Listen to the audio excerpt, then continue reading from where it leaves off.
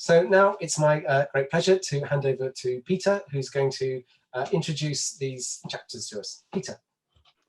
Hello, everybody. So yeah, my name is Peter, and I'll be introducing this session on chapters 31 to 40. Can everyone hear me? Hope everyone can hear me. So these chapters start with the illness of the Dean. I thought I'd do a quick recap. So we start with the illness of the Dean, then we have Slope writing to the press about the deanery, Dr. Grantley and Mrs. Proudie's sort of anger and anxiety that Slope might succeed. And then the remaining 5 chapters are dedicated to Miss Thorne's garden party. Funnily enough, I can't actually remember or find where I read this, but I read somewhere that this party, coming in at 8 chapters overall, is one of the longest party scenes in fiction. I didn't know if anyone else maybe knew that for a fact or not, but so yeah, I think trying to perhaps create a sense of kind of unity out of chapters selected like this is a bit difficult, but you know, and of course this is the most sensible way to divide the book. But I think what we do see here is more of the both kind of political and personal power struggles at play throughout the book. And in this sense, these chapters have a bit of everything. We have the bishop going to his bed to be chastised by Mrs. Proudie.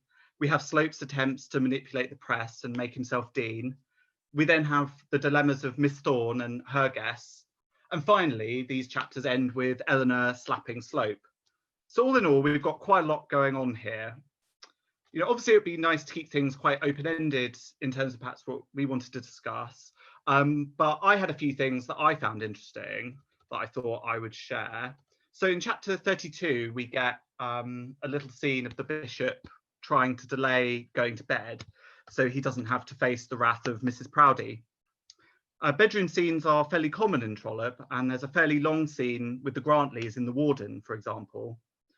What we see there with the Grantleys is a sort of an easy harmony between two people in a union who listen and understand one another, which serves as a very obvious point of contrast with the Proudies. Yet what is interesting is that Trollope doesn't actually depict the scene with the Proudies for us, but leaves it all rather ambiguous, saying, "There are some things which no novelist, no historian should attempt, some few scenes of life's drama which even no poet should dare to paint." I just wondered what other people thought sort of happens here. You know, does Mrs. Proudie shout and scold, or perhaps are we meant to infer something else? As John alluded to last week in his talk, perhaps we are meant to assume something perhaps of a sort of sexual nature, or perhaps the sort of denial of sex here. So I thought that was interesting. Later in the same chapter, so quite a lot going on here, we have Slope, you know, in his usual slightly grasping way, outright asking the bishop to support his candidature to the deanery. I mean, the dean isn't even dead at this point, so, you know, and at least Dr. Grantley kept his ambitions largely to himself earlier in the book. But I must say I had one of my frequent laughs when Trollope says, "You," exclaimed the bishop, in a manner that Mr. Slope could hardly have considered complimentary. You know, and then we have Slope going off to write his letters, putting forward his claims to his friends in Parliament and the press. You know, perhaps playing devil's advocate here for the sake of it, but, you know, is Slope really so bad in doing this? You know, the tactics he employs aren't really so dissimilar to what a modern careers advisor would suggest, for example. And I heard this wonderful expression in Finnish the other day, which I won't attempt to pronounce, but it translates to, "Who is going to lift the cat's tail onto the table, if not the cat himself?" Which I really loved, and I sort of suspect if he'd heard it, Trollope would have quite liked that too.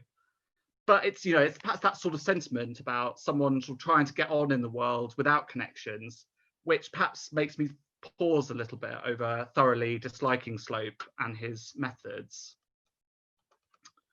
So then we get to the beginning of Miss Thorne's party. Particularly, we get quite a long kind of in a monologue about how Miss Thorne's dilemmas about where she's going to place her guests, with the pretentious tenants, the lookalofts, being the main difficulty. As Francesca Simon said in her talk a few weeks ago, I think one of the wonderful things about Trollope is that he acts as this sort of cultural Bradshaw for us, you know, highlighting the difficulties around status and class that in one sense do feel quite antiquated to us now. But maybe it's not quite that's not quite the right word, because in another way, aren't her concerns about inviting guests and where to place them, are a big cause of angst for nearly every wedding that I've been privy to. And, I just think that's quite interesting. And without getting too kind of philosophical, I think one of the reasons I so like Trollope is that we get these sort of interesting historical insight into a world that seems completely foreign, but then sort of straight away, it begins to feel so familiar and relatable again. And I just wondered if that was something other people felt too. So, sorry, I hope I'm not speaking too quickly, but so as the party is in full swing, we get the arrival of the grand de Courcy party, who obviously come to play a much greater role as the Barchester novels progress. In fact, this chapter, so chapter 37, contains one of my favourite lines from the book. Having arrived extremely late to the party, the Countess starts complaining about the state of the roads, alleging this is the reason they are so late, with Trollope observing, "Wise people, when they are in the wrong, always put themselves right by finding fault with the people against whom they have sinned." Which, I don't know about you, but there's always one person you work with to whom this could apply. I can probably think of about 3 actually, but but for me, again, this is one of those moments where you really sort of laugh out loud, and it does feel like, Trollope is talking directly to me and about my life. Right, and yeah, in the same I'm getting ahead of myself. So in the same chapter, we have another great scene with our beloved Signora, who obviously we've discussed quite a lot. But unlike the rest of the guests, unlike Miss Thorne and Mrs. Proudie, she sort of refuses to toady to the Countess. And there's this great moment I'm going to read out where she has the great audacity to not lower her eyes before the Countess. And Trollope gives us this great little moment of combat between the two, which perhaps I'm going to call the great staring competition. So it goes, "She gazed up into the lady's face, not as though she did it with an effort, but as if she delighted in doing it. She used no glass to assist her effrontery and needed none. The faintest possible smile of derision played around her mouth, and her nostrils were slightly dilated, as if in sure anticipation of her triumph. And it was sure. The Countess de Courcy, in spite of her 30 centuries and de Courcy Castle, and the fact that Lord de Courcy was Grand Master of the Ponies to the Prince of Wales, had not a chance with her. At first, the little circlet of gold wavered in the Countess's hand, then the hand shook, then the circlet fell, the Countess's head tossed itself into the air, and the Countess's feet shambled out onto the lawn." And I think, this little scene there is, an example of why we do all like the Stanhopes so much and why we relate to them so much, even though they are, scheming and idle and all the rest of their flaws. For, like I said, while Miss Thorne and Mrs. Proudie and all the rest are sort of intimidated and impressed by the Countess de Courcy, Madeline Neroni sees her for what she really is, which is a rude and snobbish woman, and reduces her accordingly. And again, although we have discussed them quite a bit, I thought this is one of those examples that shows the Stanhopes to be the sort of relative transgressors of the text. And perhaps one of the reasons we like them so much is because of their refusal to sort of conform. So I'm nearly finished, but I thought, so finally, these chapters finish with Slope proposing to Eleanor Bold and she offering him a well-earned slap for his efforts. I can't be alone in thinking that I personally would like to give him a big slap at this point. And I thought one of the things that was interesting about this, though, is that after Eleanor's boxed his ears, as Trollope puts it, we do get quite a long paragraph of, sort of almost veiled criticism of Eleanor's behaviour.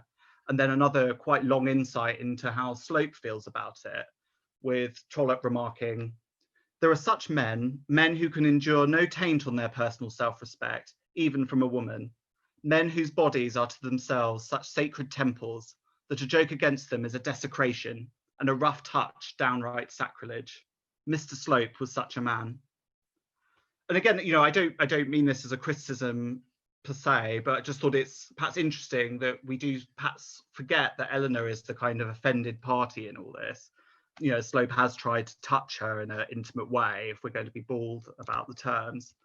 And, and also if we do remember that Trollope tells us earlier on how moist and clammy Slope's hands are, I'm not surprised that Eleanor sprang from him as she would have sprung from an adder.